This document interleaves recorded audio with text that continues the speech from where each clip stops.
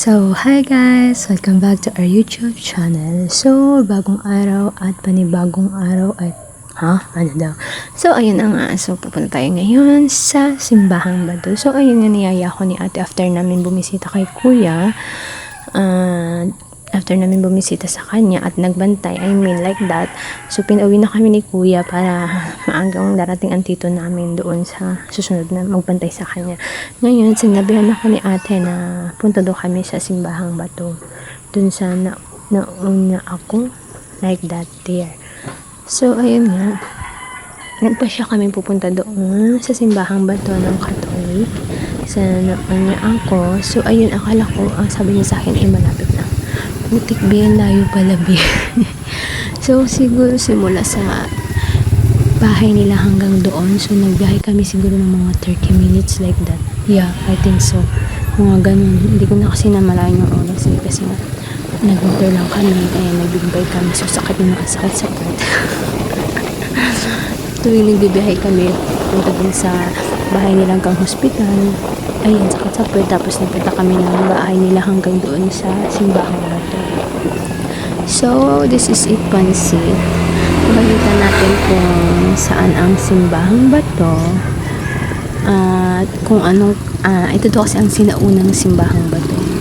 Ito ang kinauna-unahang simbahan dito sa nahonyo ako dito sa Calapan, ang mga simbahan pa nung panahong Kastila o Pakog ka. Ayan, makikita nyo talaga in bato siya.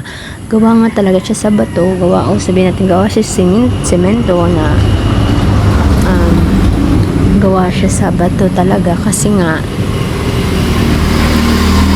kung makikita nyo, ayan o, tinanong ko si ate bakit hindi nila kinukulayan. Ang sabi nila, sabi niya is, hindi siya pwedeng kulayan kasi nga, kaya nga siya tinawag ng Simbahang Bato.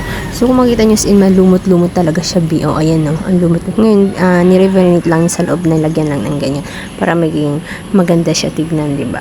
So, ayun nga, dito tayo sa may kandila. May kandila dito sa ating harapan. Red for life, and blue for peace, yellow for the good spirit, then purple for the wealth, green for the money, success, for health, and for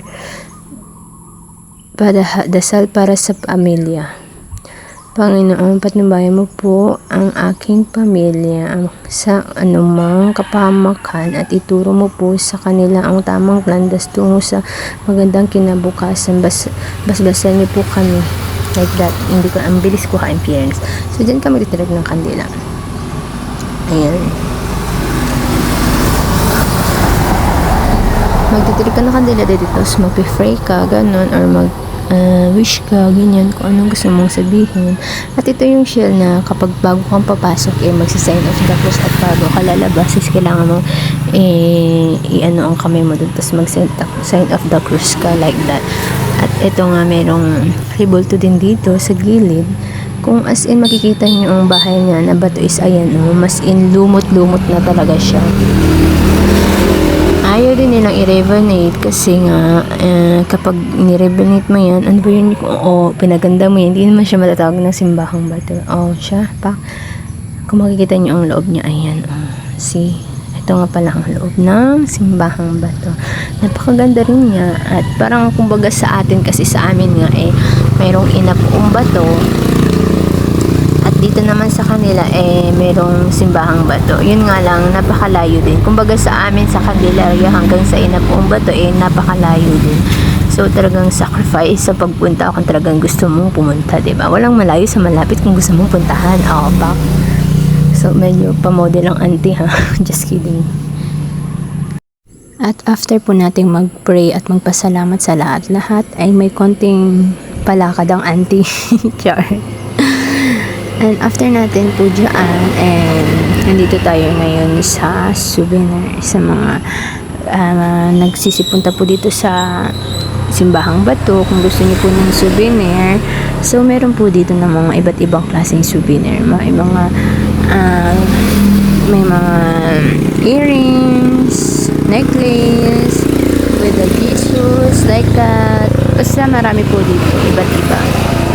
May mga kitchen, may Jesus, like that. Everything is here if what you want. Meron din yung sa mga pang baby pa dito. So, bumili ako. Okay, mag-aalala. Tingin-tingin kami at bumili din naman ako.